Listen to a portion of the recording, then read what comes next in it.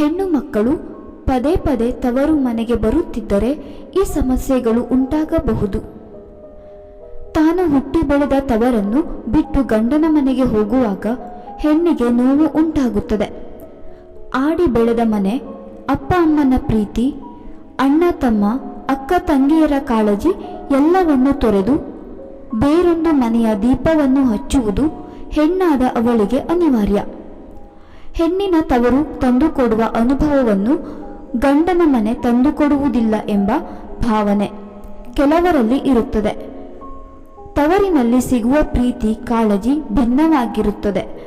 ಯಾವುದೇ ಹೆಣ್ಣಾಗಲಿ ಮದುವೆಯಾದ ಬಳಿಕ ಆಕೆಗೆ ತವರಿನ ಮೇಲಿನ ಪ್ರೀತಿ ಹೆಚ್ಚಾಗುತ್ತದೆ.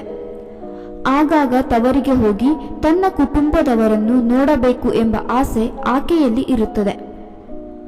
ಆದರೆ ಕೆಲವೊಂದು ಬಾರಿ ಆಕೆಗೆ ಗಂಡನ ಮನೆಯ ಕೆಲಸಗಳ ಅಡ್ಡಿಯಿಂದಾಗಿ ಹೋಗಲು ಸಾಧ್ಯವಾಗುವುದಿಲ್ಲ. ಹೆಣ್ಣನ್ನು ಲಕ್ಷ್ಮೀ ರೂಪವೆಂದು ಪರಿಗಣಿಸಲಾಗುತ್ತದೆ. ಒಂದು ಮನೆಯಲ್ಲಿ ಹುಟ್ಟಿ ಮತ್ತೊಂದು ಮನೆಯಲ್ಲಿ ಬೆಳಗಲೆಂದು ಆಕೆ ಹುಟ್ಟಿರುತ್ತಾಳೆ ಎಂಬ ನಂಬಿಕೆ ಇದೆ. ಆಕೆ ಮಾಡುವ ಪ್ರತಿಯೊಂದು ಕಾರ್ಯವು ಪತಿಯ ಮನೆ ಮತ್ತು ತವರಿನ ಏಳಿಗೆಗೆ ಕಾರಣವಾಗುತ್ತದೆ ಎಂದು ಭಾವಿಸಲಾಗುತ್ತದೆ. ಹೆಣ್ಣನ್ನು ಮನೆಯ ಮಹಾಲಕ್ಷ್ಮೀ ದೇವಿ ಎಂದು ಕರೆಯುತ್ತಾರೆ. ಮದುವೆಯಾದ ಸುಮಂಗಲಿಯರು ಮನೆಯ ಅಭಿವೃದ್ಧಿಯಲ್ಲಿ ವಿಶೇಷ ಸ್ಥಾನವನ್ನು ಹೊಂದಿರುತ್ತಾರೆ.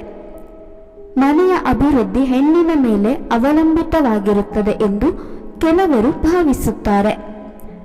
ಪದೇ ಪದೇ ತಾಯಿಯ ಮನೆಗೆ ಬರುವ ಹೆಣ್ಣು ಮಕ್ಕಳಿಗೆ ಕೆಲವು ವಿಚಾರಗಳು ತಿಳಿದಿರಬೇಕು. ಬಿಡುವು ಸಿಕ್ಕಾಗೆಲ್ಲ ತವರಿಗೆ ಹೋಗುವುದು ಒಳ್ಳೆಯದಲ್ಲ ಎನ್ನುತ್ತದೆ ಶಾಸ್ತ್ರ. ಮನೆಯ ಲಕ್ಷ್ಮಿ ಎನ್ನಲಾಗುವ ಹೆಣ್ಣು ತವರಿಗೆ ಬರುವ ಮುನ್ನ ದಿನ ಹಾಗೂ ಸಮಯ ನೋಡಬೇಕಂತೆ. ಕೆಟ್ಟ ಸಮಯ ಹಾಗೂ ಕೆಟ್ಟ ದಿನಗಳಲ್ಲಿ ಹೆಣ್ಣು ತವರಿಗೆ ಬಂದರೆ ಎರಡೂ ಮನೆಗೂ ಸಮಸ್ಯೆಗಳಾಗುತ್ತದೆ ಎಂದು ಕೆಲವರು ಭಾವಿಸುತ್ತಾರೆ.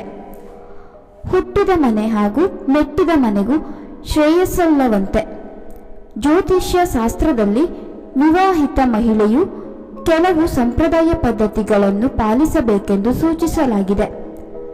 ಹೆಣ್ಣು ಗಂಡನ ಮನೆಯಿಂದ ತವರಿಗೆ ತೆರಳುವಾಗ ಕೆಲವು ಸಂಪ್ರದಾಯಗಳನ್ನು ಪಾಲಿಸಬೇಕು. ಮಹಿಳೆ ಕೆಲವೊಂದು ದಿನಗಳಲ್ಲಿ ತವರಿಗೆ ಹೋದರೆ ಅದನ್ನು ಮಂಗಳಕರ ಎಂದು ಪರಿಗಣಿಸಲಾಗುತ್ತದೆ. ಶಾಸ್ತ್ರಗಳು ಹೇಳುವಂತೆ ಮಹಿಳೆಯರು ಶುಕ್ರ ಗ್ರಹದೊಂದಿಗೆ ಸಂಬಂಧ ಹೊಂದಿರುತ್ತಾರೆ. ಬುಧ ಮತ್ತು ಶನಿ ಗ್ರಹಗಳು ಶುಕ್ರ ಗ್ರಹಕ್ಕೆ ಆಪ್ತವಾದದ್ದು. ಹೀಗಾಗಿ ಬುಧವಾರ ಮತ್ತು ಶನಿವಾರದಂದು ಹೆಣ್ಣು ತವರಿಗೆ ಹೋಗಬಹುದು. ಸೂರ್ಯ ಮತ್ತು ಚಂದ್ರ ಗ್ರಹಗಳು ಶುಕ್ರನಿಗೆ ಶತ್ರುವಿಗೆ ಸಮ. ಹೀಗಾಗಿ ರವಿವಾರದಂದು ತವರಿಗೆ ಹೋಗದಿರುವುದು ಒಳ್ಳೆಯದು. ಚತುರ್ಥಿ ಮತ್ತು ಅಷ್ಟಮಿ ಎಂದು ಅತ್ತೆ ಮನೆಯಿಂದ ಹೆಣ್ಣು ತವರಿಗೆ ಹೋದರೆ ಮಂಗಳಕರ ಎಂದು ಹೇಳಲಾಗುತ್ತದೆ. ಚಂದ್ರಗ್ರಹಣ, ಸೂರ್ಯಗ್ರಹಣ ಮತ್ತು ಅಮಾವಾಸ್ಯೆ, ಹುಣ್ಣಿಮೆ, ಸಂಕ್ರಾಂತಿಯ ದಿನದಂದು ತವರಿಗೆ ಹೋಗಬಾರದು. ಈ ದಿನಗಳಲ್ಲಿ ತಾಯಿ ಮನೆಗೆ ಹೋದರೆ ತಾಯಿ ಆರ್ಥಿಕ ನಷ್ಟವನ್ನು ಎದುರಿಸಬೇಕಾಗುತ್ತದೆ. 9 ದಿನಗಳ ಕಾಲ ತಾಯಿಯ ಮನೆಯಲ್ಲಿ ಉಳಿದು 9ನೇ ದಿನ ಅತ್ತೆಯ ಮನೆಗೆ ವಾಪಸ್ ಹೋಗಬಾರದು. 11 ದಿನಗಳ ಕಾಲ ತವರಿನಲ್ಲಿ ಉಳಿದು 12ನೇ ದಿನಕ್ಕೆ ಅತ್ತೆಯ ಮನೆಗೆ ವಾಪಸ್ ಹೋಗಿ ಈ ನಿಯಮ ಪಾಲನೆ ಮಾಡಿದರೆ ತವರು ಮನೆ ಹಾಗೂ ಅತ್ತೆ ಮನೆ ಎರಡೂ ಮನೆಯಲ್ಲಿ ಆರ್ಥಿಕ ಅಭಿವೃದ್ಧಿ ಉಂಟಾಗುತ್ತದೆ. ಅತ್ತೆ ಮನೆಯಿಂದ ತಾಯಿ ಮನೆ ಅಥವಾ ತಾಯಿ ಮನೆಯಿಂದ ಅತ್ತೆ ಮನೆಗೆ ಹೋಗುವ ವೇಳೆ ಗಾಜು ಒಡೆದರೆ ಪ್ರಯಾಣವನ್ನು ಮುಂದೂಡಬೇಕು ಎನ್ನುತ್ತದೆ ಶಾಸ್ತ್ರ. ಅದೇ ದಿನ ಪ್ರಯಾಣ ಬೆಳೆಸಿದರೆ ಎರಡು ಮನೆಯವರು ತೊಂದರೆ ಅನುಭವಿಸುತ್ತಾರೆ. ತವರಿನಿಂದ ಅತ್ತೆ ಮನೆಗೆ ಶುಕ್ರವಾರ, ಹುಣ್ಣಿಮೆ ದಿನ ಅಥವಾ ಏಕಾದಶಿ ದಿನದಂದು ಬರಬಹುದು. ಇದು ಮಂಗಳಕರವಾದದ್ದು. ಪತಿಯ ಮನೆಗೆ ಶುಭವನ್ನು ತರುತ್ತದೆ. ವಿವಾಹಿತ ಮಹಿಳೆಯರು ಬುಧವಾರ ಹಾಗೂ ಶನಿವಾರದಂದು ತಾಯಿಯ ಮನೆಗೆ ಹೋಗಬಹುದು.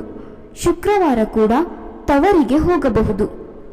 ತವರಿಗೆ ಹೋಗುವ ವೇಳೆ ಸಂಗಾತಿಯ ಜೊತೆ ಜಗಳವಾಡಿಕೊಂಡು ಪ್ರಯಾಣವನ್ನು ಬೆಳೆಸಬಾರದು.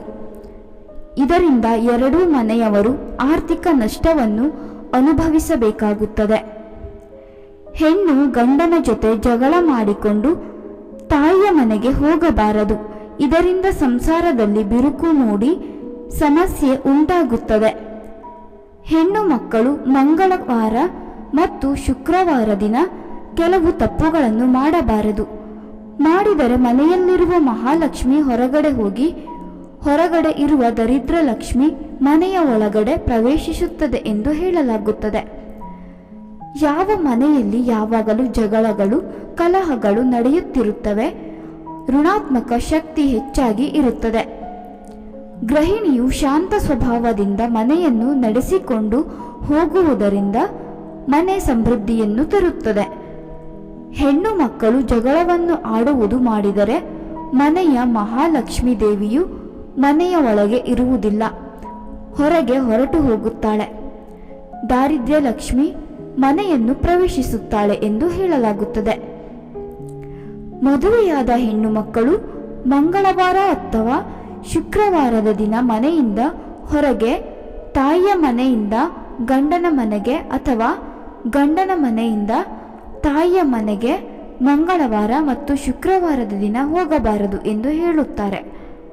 ಇದು ಹಿಂದಿನಿಂದಲೂ ನಡೆದುಕೊಂಡು ಬಂದ ಪದ್ಧತಿಯಾಗಿದೆ. ಸ್ನೇಹಿತರೆ, ಈ ಮಾಹಿತಿ ನಿಮಗೆ ಇಷ್ಟವಾಗಿದ್ದಲ್ಲಿ ದಯವಿಟ್ಟು ಈ ವಿಡಿಯೋಗೆ ಒಂದು ಲೈಕ್ ಮಾಡಿ, ಶೇರ್ ಮಾಡಿ ಹಾಗೂ ನಮ್ಮ ಚಾನಲ್ಗೆ ಸಬ್ಸ್ಕ್ರೈಬ್ ಮಾಡಿಕೊಳ್ಳಿ.